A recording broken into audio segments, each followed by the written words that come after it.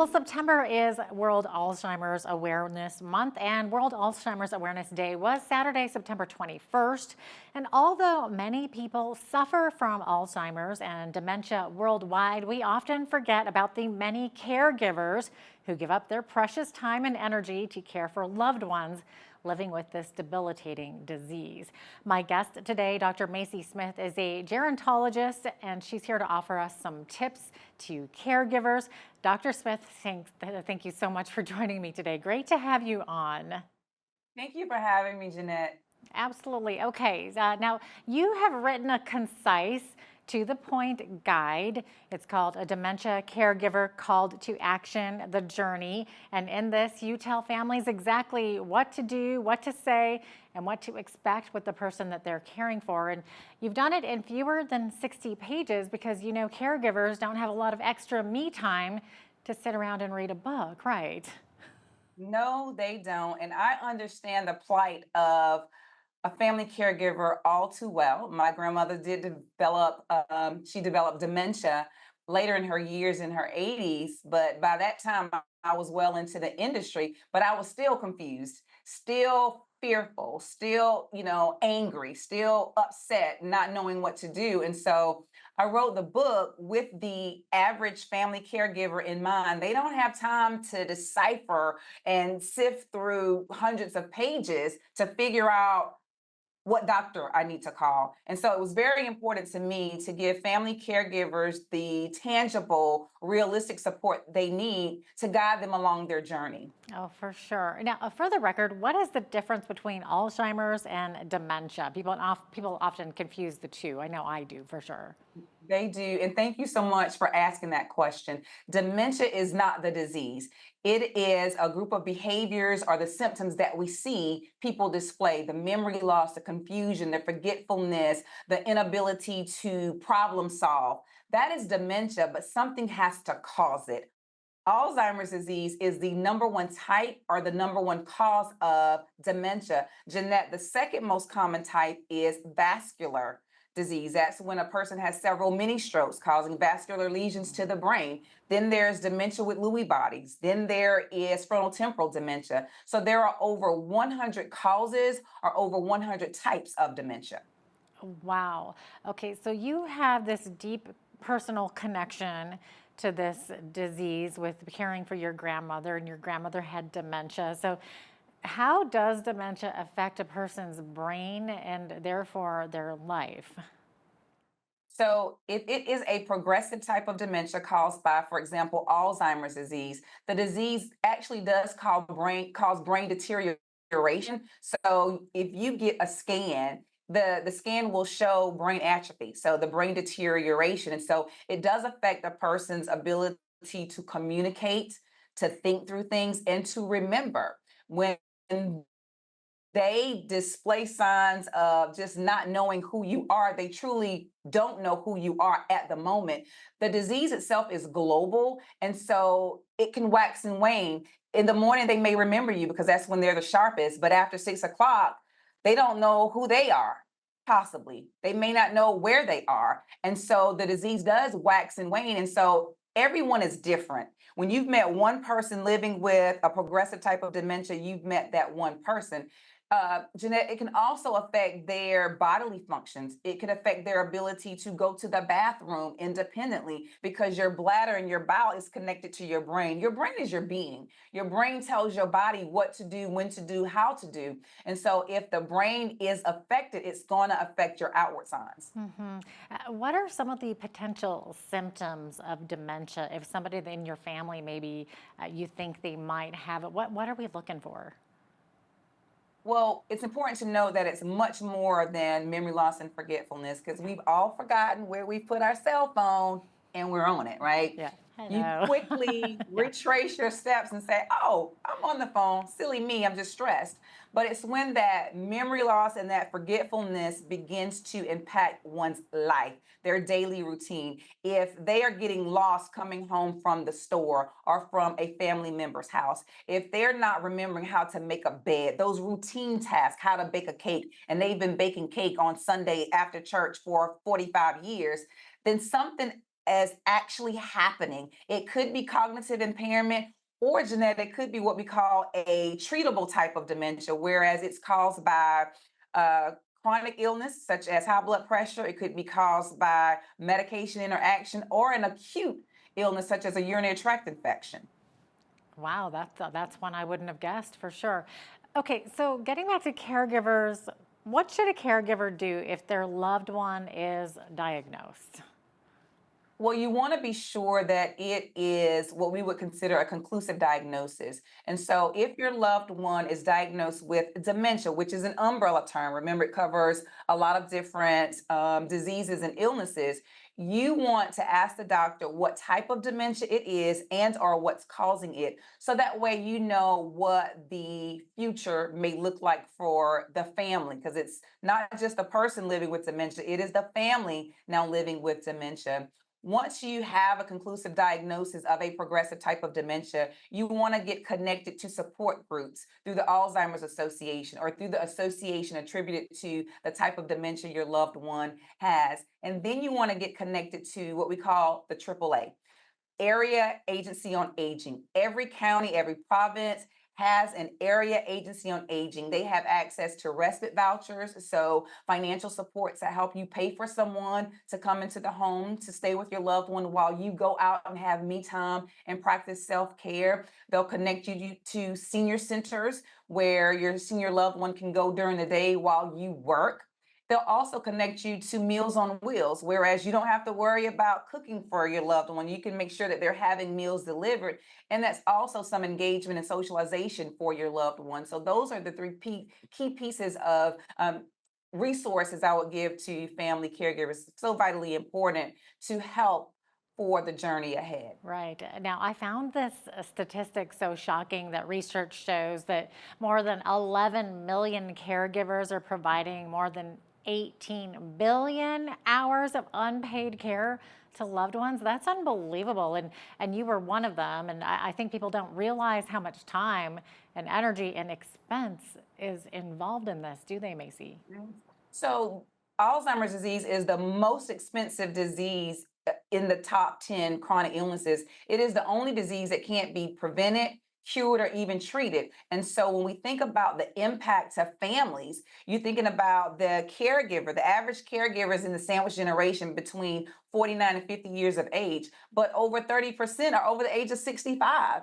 And so, when we think about women, they're at the epicenter of the disease epidemic, but they're also the caregivers. African American women are twice as likely to develop the disease and least likely to be diagnosed in the early stages when the medications for the symptoms, which is dementia, is most effective. And so the family caregivers, the long-term care system really does rest on the shoulders of family caregivers because we take care of our own. And quite frankly, non-medical long-term services and supports, they're very, very expensive. And so if the family doesn't have the financial means to pay for someone to come into the home or to place their loved ones in assisted living, then the responsibility is going to be on the family. So those numbers are astonishing, but they're absolutely accurate. And so, Macie, after caring for your grandmother, why was it important for you to share what you had learned through this journey with other families to spare them from enduring those same kinds of struggles? Well, it's the right thing to do.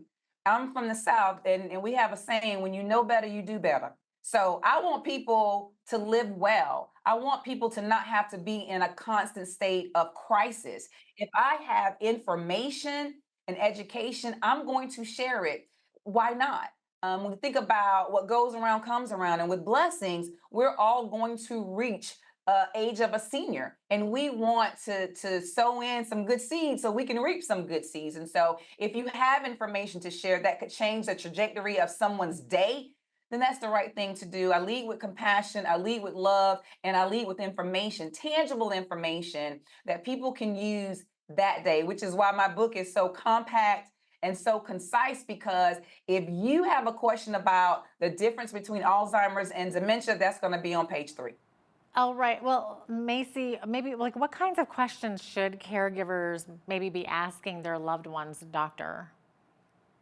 Well, after you ask what type of dementia it is, you want to talk about treatment options. Now, the treatment is not for the disease itself, it's for the symptoms. So, dementia, you want to try your best to stay away from behavioral health medications and antipsychotic medications because sometimes that exacerbates the condition and some of the behaviors that we may see. You also want to ask about some natural things that you can do.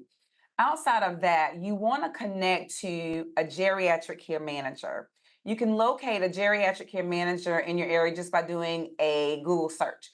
So, what we do as geriatric care managers is help families navigate the long term care system, which is unnecessarily confusing. Because, again, the doctors are going to focus along the medical model. So they'll focus on the treatment and the medical care, but you also want to be connected to the social environment and the social community so that way you can help keep your loved one engaged and to offer some sense of normalcy as much as possible. Yeah. Now, Macie, earlier we were talking about the number of hours and money that goes into being a caregiver. And burnout, I would imagine, can happen. So, what's your advice for caregivers to avoid burnout? So burnout truly is Janetta syndrome. We kind of hear it kind of, thrown out here or there, but it's called the caregiver syndrome. And that's when the caregiver is experiencing burnout, which is mental, emotional, and physical depletion. You have nothing left for yourself because you've given it to your loved one, all of it. And so what I tell caregivers, number one, Jeanette, is I give you permission. A lot of times women, we're the 60% of the caregiving population, need permission to put themselves first. So I give them permission today to calendar in the things that they enjoy doing. Just like you make appointments for your loved one and you develop a routine for them, include yourself in that routine. On Wednesday, I'm taking a respite day. I'm getting my nails done, my hair done. I'm hanging out with my friends. Even if it's just for an hour, it's going to allow you to recalibrate, reset, and to be healthy mentally so that way you can provide the most optimal care to your loved one. For sure. And you say in your book that there's no shame in prioritizing your own needs. And so, did you have to find this out the hard way? I did because I will tell you, your body will let you know what your mind think you can do, right? You think you're gonna get up at 4 a.m. and you're gonna do all this and that, but your body does not move. Your body will physically shut down. If you're experiencing headaches or a stuffy nose and you're taking over-the-counter medication and you're taking prescription medications and nothing is working, that means you are stressed. That means that you have to take several steps back. Think about what you enjoy doing because Jeanette, you'll be surprised to know that some people don't even know what they like doing because they've done it and everything else for other people, but your body will let you know that it's time to put yourself first. Oh, yeah, absolutely. Now, earlier we were talking about how you're a doctor, but then you also had this personal experience with your grandmother. And I would imagine that before that you had the knowledge here, but going through it personally gave you the knowledge in here. And is that partially why you wrote the book? You just want to kind of extend that knowledge?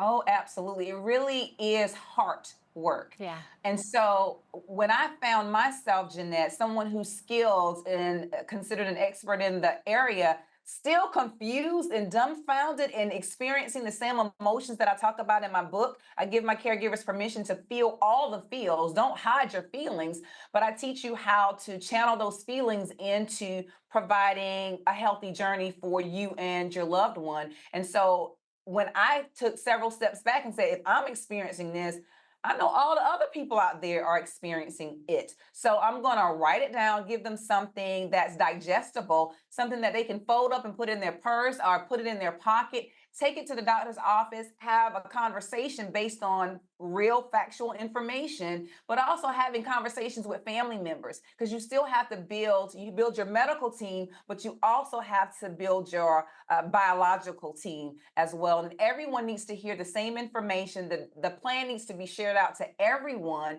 And so that is my way of sharing my experience, both personally and professionally, which really is a comprehensive approach to be able to help families journey well through Alzheimer's and dementia. Well, definitely. And I'm sure you've been able to help a lot of people, Macie. What type of feedback have you been getting from your book?